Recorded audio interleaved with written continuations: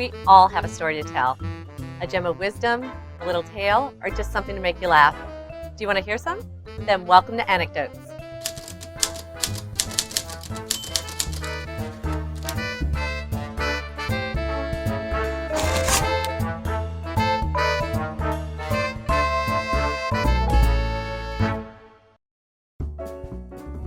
Today on Anecdotes, we are talking to filmmaker Shannon Kitchens. She's going to talk to us about her 48-hour film, The Adventures of Keith Flippin. And there's actually a larger title, and can you tell us what it is? Oh, I think you'd be talking about The Adventures of Keith Flippin, didgeridoo player from the third dimension. Episode 14, In the Clutches of Queen Calamitous.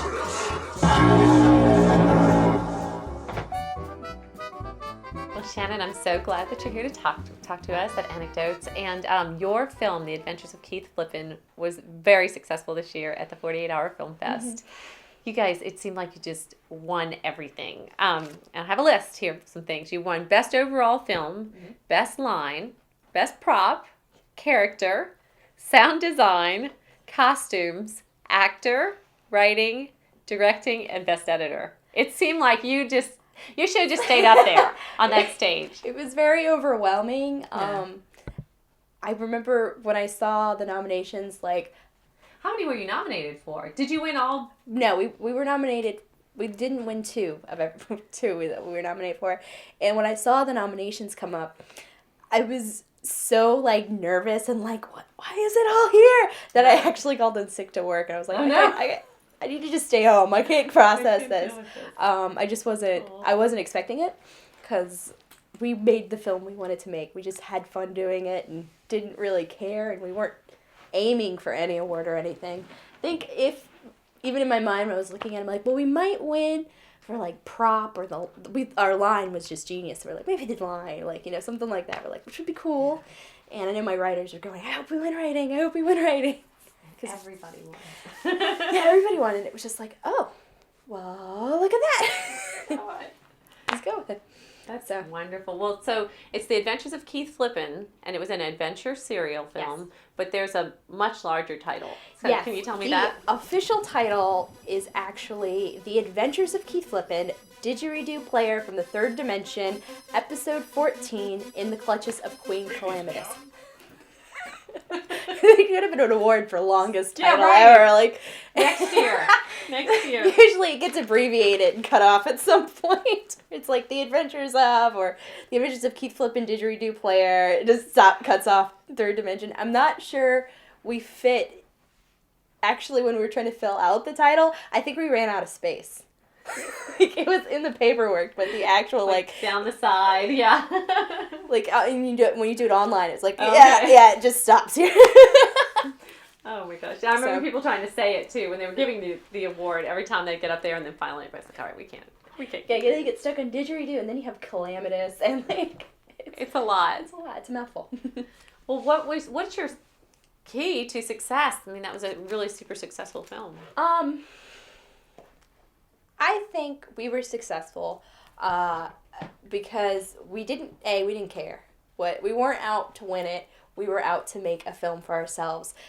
We wanted to challenge ourselves to do something better than we had, and to have fun. Like, our number one goal is to have fun. Like, if you're not having fun, something's wrong. Mm-hmm. So that was number one priority. And resourcefulness. Like, everybody... I have a great team, and what I love about my team is that everybody is on board. So when we're doing something, it's like, well, I need to make the ray guns, and someone goes, well, I've got some water guns my kids broke in my car, and then somebody else chimes in, well, I've got the spray paint, let's do it. And so it was everybody's very supportive and into it and doing everything, and that was the exciting part. And this is my cat, Boo. Welcome, Boo. Because we are filming in the film room at my house. So Boo is used to this, right? Yep. He's very used to filming. But yeah, I think like if the key to success is to have fun and to not think about awards, because you never know what people are going to say. Like, one year they might think this, and the next is something totally different. Right. So... And I think that, I mean, experimentation is part of the fun of the 48. Yes. And resourcefulness. You know, and there's no time, you know, so you got to think quick on your feet. Yeah, and I think, too, one of the advice I'd like to, like, give other filmmakers is that when we were competing against equipment that was far superior than ours, and, like, the whole time thinking, like, yeah, it would be nice if I had a red, but I don't, so I'm not even going to worry about it and just keep going. And I think that some people get very intimidated when they see these teams with big equipment and a lot more experience, and I don't think that's necessarily, like, a determining factor of winning. I think just telling the story you want to tell. That's great. Well, there were some scenes in there that I remember, and one of them, I'm so very honored to be here next to your spaceship. How did you do? You had some great shots of this spaceship. I don't know if everybody can see that, but this was like a super high-tech spaceship that was... Yeah, the super high-tech dental... it was awesome, though. And the audience loved it, because I remember when it came on, everybody was just loving it. Spaceships have a great story. So when we had the scripts done, we actually got the script done fairly early. It was like 11 or midnight or something like that. And I'm sitting there, and I'm talking with my other crew, and we're trying to figure out props and locations, and, like, we got to build spaceships. We got to, do this. We got to do that.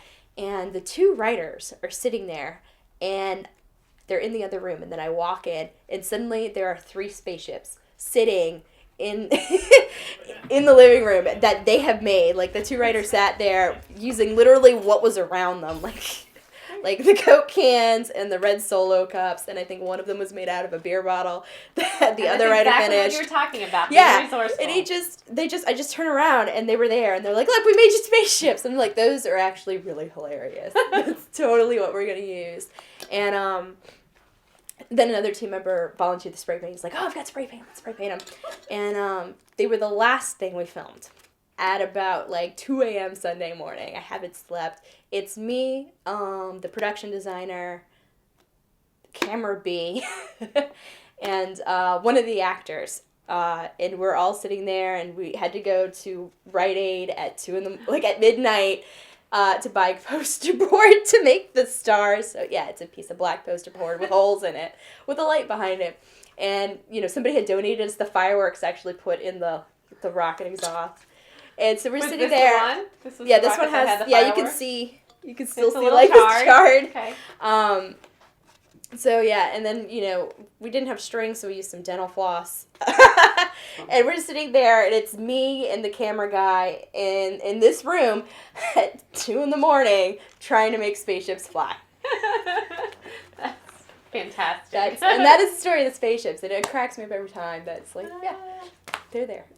Well, and your team always does really fun, like, giveaways, too, like, to promote your film and everything. That's really fun. Tell us about the one you had this year. This year, I like swag. I think it's funny, and it's just charming to me. And this year, it was just too perfect not to do cereal, because we had the Mighty O's.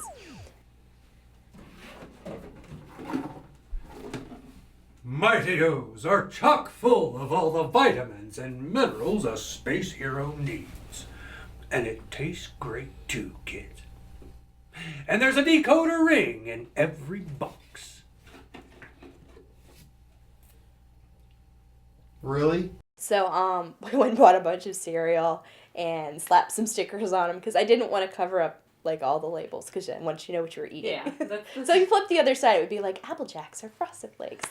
And it was funny, because we brought them out there, and we're all standing out there handing out cereal, and we'd either get people that were like, "Oh, yeah, cereal," or other people that were like, "Is it sugar-free?" And I'd be like, "Sorry, no, I don't think so. Maybe I can find some plain Rice Krispies." Right. And can we tell them about, like, the true title of it? Yeah. So, because there are different spellings in the future. There's a reason for it. Yeah, this was intentional, sure. When it was like 2 a.m. Friday, and I was over at the production designer's house, and she's a visual artist. So she's whipping that out. Like, she had that done when I got over there at 2 a.m. And she gives it to me to, like, make sure everything is spelled right, which is the biggest mistake in the world. And you're tired. It's like I was 2 a.m. tired. Yeah, and I'm a terrible speller. And then I think we asked somebody else to look at it to make sure everything was spelled right. And then I guess Sunday somebody goes, it's MGTOs. We were like, it's the future. It's marketing. It's not really. Yeah, it's spelled differently. You're probably looking at, he looks awesome, and Yeah, we were too busy looking at the guy on the spaceship. A very phallic spaceship. which happens to be a very interesting position on him. Oh yeah. Impressive. But so Adventure Serial indicates future episodes. And in fact, you even say that, I believe, at the end of the film, right? Don't you kind of imply that there will be another film? So tell me about that. Any plans to make another film? Well, let me start by saying Adventure Serial was the genre I've always wanted, but it's a wild card genre, so my chances of getting it were very low. But part of the reason I wanted it is because you could start in the middle and end in the middle. You don't have to really answer anything. You don't have to explain anything or really answer it. And, when we finished it, because we picked episode 14, we didn't do episode 1, we didn't do the last episode, smack in the middle.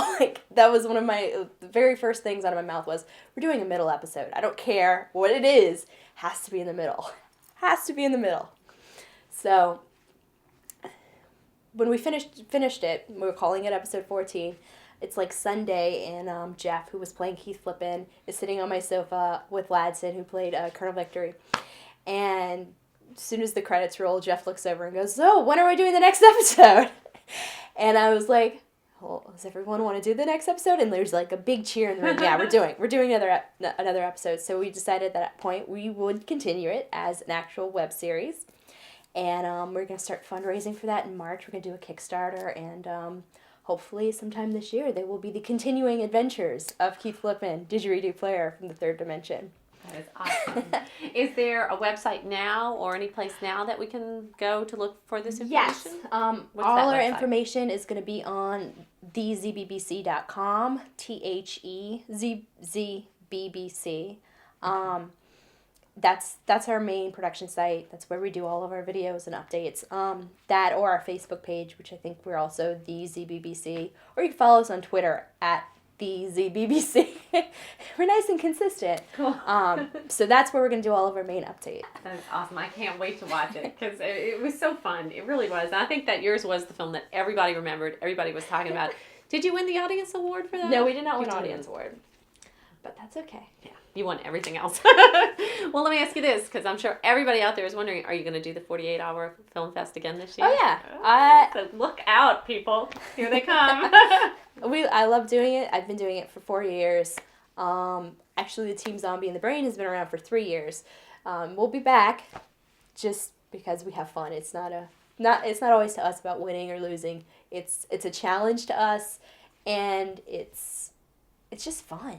I just love doing it. Like, I love the challenge and the time constraints and the be resourceful and figure it out. Well, that's great. Well, thank you so much for talking with us today. I really feel like, we've gotten to know you and a lot about this team that you have. You guys did such a great job. Oh, wait, I have one more thing I have to talk to you about. Your film is now going to go on to another film festival, which is Filmapalooza. Can you tell me about that?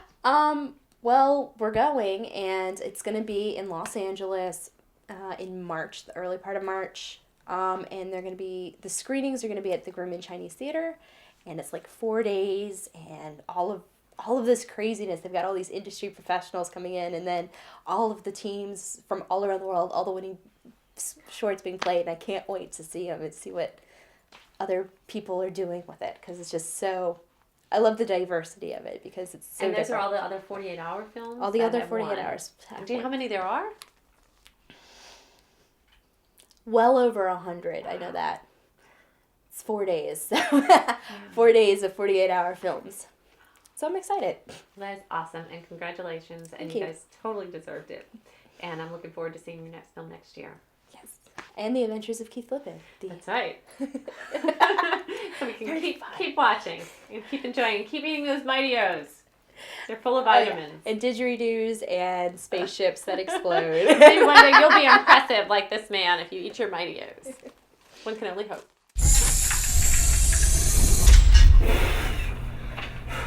Jesus Christ, dude, what the hell's wrong with you?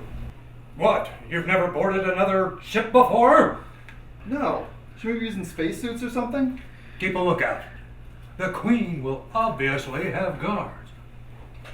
Hey, don't I get a gun?